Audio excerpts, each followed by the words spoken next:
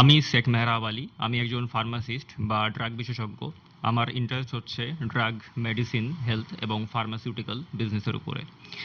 আমার একটু স্ট্যামারিং বা কথা বলার একটু সমস্যা আছে, সেই জন্য আমি এই আশা রাখবো যে আপনারা বিষয়টিকে খুব সহজভাবে মানিয়ে নেবেন।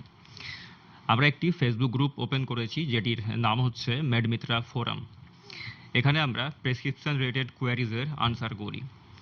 ধরুন, প্রেসক্রিপশনে কোন ওষুধটা কখন খাবেন, বা যে কোনো মেডিসিন ওটা কিসের মেডিসিন, কোন বা কোন সময় খাবেন।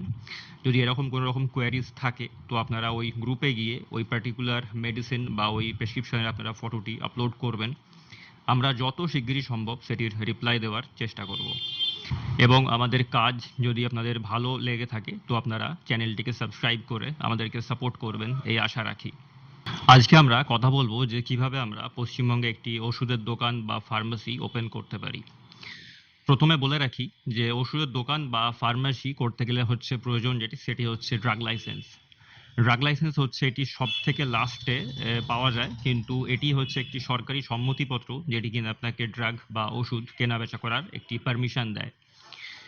এবারে চলে আসি যে ড্রাগ লাইসেন্স পেতে গেলে আমাদের ঠিক কি কি প্রয়োজন হতে পারে, এবং সেগুলোর সম্পর্কে আমরা বিস্তারিত আলোচনা করে নেব। ওষুধের দোকান বলতে প্রথমে যেটি প্রয়োজন সেটি হচ্ছে একজন ফার্মাসিস্টের। ওষুধের দোকানের যিনি মালিক হবেন তিনি নিজে যদি ফার্মাসিস্ট হয়ে থাকেন, তো সেক্ষেত্রে অন্য কোনো ফার্মাসিস্টকে হায়ার করার কোনো প্রয়োজন নেই। ওনার নিজস্ব রেজিস্ট্রেশন সার্টিফিকেট এবং রিনিউয়াল রিসিপ্ট দিয়ে সেটি কাজ মিটে যাবে।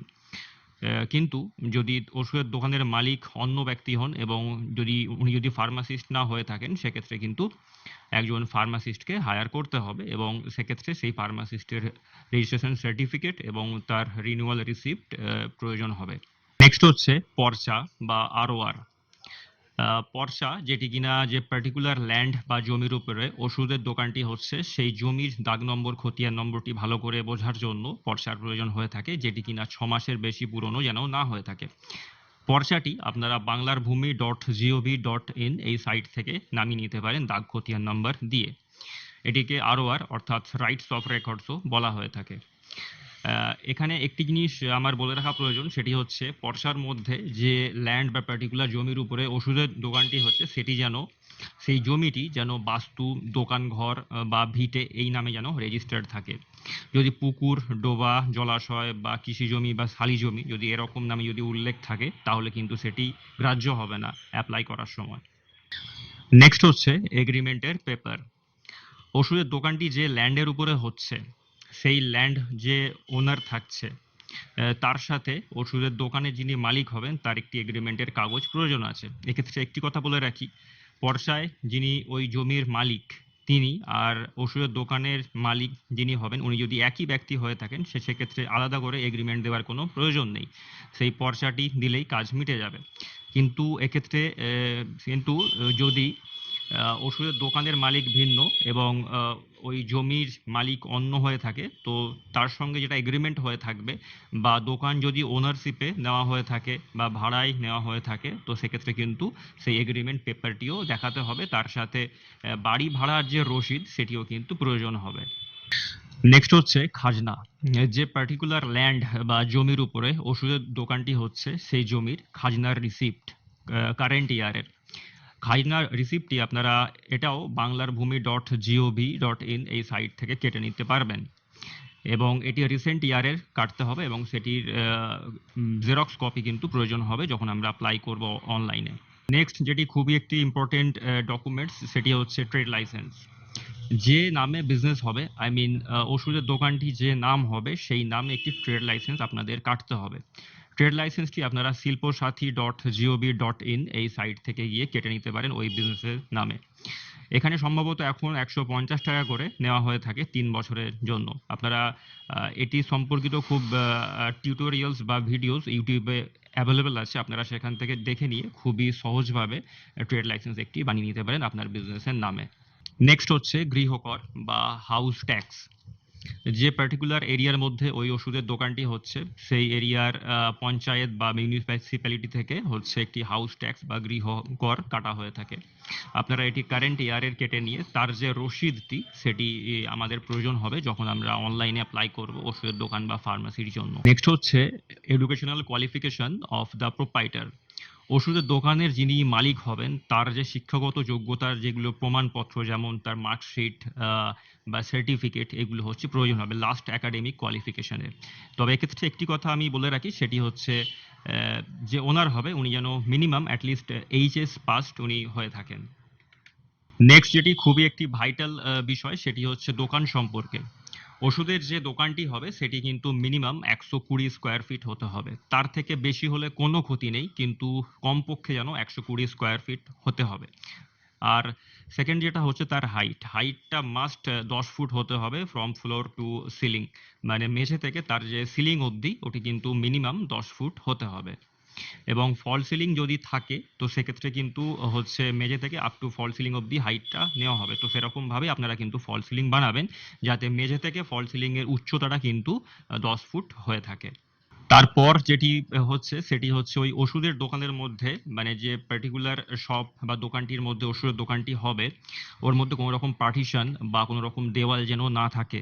সেই স্পেসের মধ্যে কোনো রকম জানালা যেন না থাকে। ভেন্টিলেটর থাকবে অবশ্যই, কিন্তু কোনো রকম জানালা বা কোনো রকম পার্টিশন যেন না থাকে। পুরো নিট 120 স্কোয়ার ফিট হতে হবে কিন্তু। তারপর হচ্ছে কেওয়াইসি ডকুমেন্টস, মানে নো ইওর কাস্টমার, এই ডকুমেন্টসগুলো। যিনি প্রোপাইটার তার যে সমস্ত documents like Aadhaar card, PAN card, voter card, photos, এগুলো হচ্ছে প্রয়োজন হবে। এবং তার সাথে যিনি ফার্মাসিস্ট হচ্ছেন ওই দোকানের, ওনারও কিন্তু এগুলি প্রয়োজন হবে। ফার্মাসিস্টেরও ক্ষেত্রেও সেম, তার আধার কার্ড লাগবে, ভোটার কার্ড লাগবে, প্যান কার্ড লাগবে এবং পাসপোর্ট সাইজ ফটো লাগবে 3-4 কপি মতো। নেক্সট হচ্ছে রেফ্রিজারেটর বা ফ্রিজ। ওষুধের দোকানের নামে একটি ফ্রিজ কিনতে হবে। এবং সব থেকে যেটি বেশি নজর দেওয়ার বিষয় সেটি হচ্ছে যখন বিলটি হবে ওই ফ্রিজের, সেই বিলটির মধ্যে হচ্ছে বিলটি হতে হবে ওষুধের দোকানের নামে, মানে যে বিজনেসের নামে ওষুধের দোকানটি হচ্ছে সেই নামে ওই ফ্রিজের বিলটি হতে হবে। এবং সেই নামের পরে তার প্রপার অ্যাড্রেস, সেই জায়গার দাগ, খতিয়ান নম্বর, জেল নম্বর, মৌজা, এগুলো কিন্তু লিখতে হবে বিলের মধ্যেই।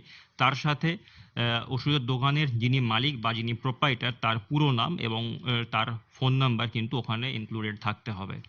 এবং এই বিলটি আমাদের প্রয়োজন হবে যখন আমরা অনলাইনে অ্যাপ্লাই করব ওষুধের দোকান বা ফার্মেসির জন্য। নেক্সট হচ্ছে একটি কমার্শিয়াল ইলেকট্রিক মিটার। ইলেকট্রিক যে অফিস আছে সেখানে আপনারা বিজনেসের নামে একটি কমার্শিয়াল ইলেকট্রিক মিটার অ্যাপ্লাই করবেন। এবং অ্যাপ্লাই করার পরে একটি কোটেশন ওনারা দেন, সেই কোটেশন বা মিটারের যে কাগজ সেটি কিন্তু আমাদের প্রয়োজন হবে যখন আমরা অনলাইনে অ্যাপ্লাই করব। নেক্সট হচ্ছে ওই দোকানের একটি স্কেচ ম্যাপ প্ল্যান। কোনো লাইসেন্স আমিন সার্ভেয়ার বা সিভিল ইঞ্জিনিয়ারকে দিয়ে হচ্ছে ওই পার্টিকুলার দোকানটির একটি স্কেচ ম্যাপ প্ল্যান বানিয়ে নিতে হবে। এবং এটি আমাদের আপলোড করতে হবে অনলাইনে যখন অ্যাপ্লাই করব তখন। আর স্কেচ ম্যাপ প্ল্যান যখন বানানো হবে সেই স্কেচ ম্যাপ প্ল্যানের মধ্যে এটি হচ্ছে জায়গার যে দাগ, খতিয়ান নম্বর, যে এল নম্বর, মৌজা, তার অ্যাড্রেস, এগুলো কিন্তু মেনশন থাকতে হবে। অ্যালং উইথ ওষুধের দোকানের যিনি মালিক হবেন তার নামও থাকতে হবে। নেক্সট হচ্ছে ফার্নিচার্স। ওষুধের দোকানের জন্য মিনিমাম যে সমস্ত ফার্নিচার্সগুলো প্রয়োজন সেগুলো হচ্ছে একটু করে রাখতে হবে। সম্পূর্ণ না হলেও অ্যাটলিস্ট মিনিমাম যে সমস্ত রিকোয়ারমেন্টস থাকে ফার্নিচারের মধ্যে সেগুলো কিছুটা করে নিয়ে তারপরেই কিন্তু অনলাইনে অ্যাপ্লাই করাটা বেটার। এটা কারণটা হচ্ছে যখন ইন্সপেক্টররা আসবেন ইন্সপেকশন করতে, তখন যেন ওনারা দেখেন যে আপনার কিছু ফার্নিচার্স রেডি আছে রিটেল শপটি খোলার জন্যে। আরো একটি ভাইটাল বিষয় যেটি আমি স্কিপ করে গিয়েছিলাম সেটি বলতে চাই, সেটি হচ্ছে অনেকে ওষুধের দোকানের সঙ্গে ডক্টরস চেম্বারও করে থাকেন। তো এক্ষেত্রে আমি বলে রাখি যে ডক্টরস চেম্বার যদি আপনারা করার প্ল্যান করেন তো সেক্ষেত্রে ওষুধের দোকানের পাশে অন্য একটি দোকান নিয়ে আপনারা সেটি করতে পারেন। অথবা আপনি ধরুন একটা বড় দোকান দিলেন, মাঝখান থেকে পার্টিশন করে আপনি ওষুধের দোকানের মিনিমাম যেটা রিকোয়ারমেন্টস 120 স্কোয়ার ফিট সেটিকে রেখে তার পাশে আপনি আলাদা করে ডক্টরস চেম্বার করতে পারেন। কিন্তু ওষুধের দোকানে ওই 120 স্কোয়ার ফিটের মধ্যে আপনি পার্টিশন করে যদি ডক্টরস চেম্বার করেন তো সেক্ষেত্রে কিন্তু আপনার এটি ভ্যালিড হবে না। এই সমস্ত ডকুমেন্টস যখন গ্যাদার হয়ে যাবে তো এই সমস্ত ডকুমেন্টগুলোকে আপলোড করতে হবে evswatch.gov.in এই সাইটে গিয়ে। এবং এটি হচ্ছে বিভিন্ন সাইবার ক্যাফে থেকে এগুলো হয়ে থাকে এবং ইভেন আমরাও এটি করতে অনেকটা সাহায্য করি, প্লাস আমরা নিজেরাও করে থাকি এই জিনিসটা। আর পুরো ভিডিওটি দেখে যদি এর পরেও আপনাদের মনে কোনো রকম কোয়ারিজ থাকে তো আপনারা নিচে কমেন্টে লিখে দেবেন, আমরা যত শিগগিরই সম্ভব সেটির রিপ্লাই দেওয়ার চেষ্টা করব। অনলাইনে অ্যাপ্লাই করার 15 দিন থেকে 1 মাসের মধ্যে ইন্সপেক্টররা আসেন যে ওষুধের দোকানটি ইন্সপেক্ট করতে। এবং যদি সমস্ত ডকুমেন্টস ঠিকঠাক থাকে তো একটি ড্রাগ লাইসেন্স পেতে মোটামুটি 1 থেকে 2 মাসের মধ্যে মতো সময় লাগে। এবং ড্রাগ লাইসেন্সটি প্রত্যেকটি আলাদা আলাদা জেলার যে প্রত্যেকটি আলাদা আলাদা ড্রাগ কন্ট্রোল বোর্ড আছে ওখান থেকে ড্রাগ লাইসেন্স দেওয়া হয়ে থাকে ওষুধের দোকানকে এবং তার সাথে ওষুধের হোলসেলকেও। ওষুধের দোকান নিয়ে যদি আর কোনো রকমের কোয়ারিজ আপনাদের মনে এখনো থাকে তো আপনারা নিচে কমেন্টে লিখে দেবেন, আমরা যত শিগগিরই সম্ভব সেটির রিপ্লাই দেব। এরপরে যেটা ভিডিও হবে সেটি হচ্ছে ওষুধের হোলসেল, কিভাবে আমরা ওষুধের হোলসেলের জন্য অ্যাপ্লাই করতে পারি।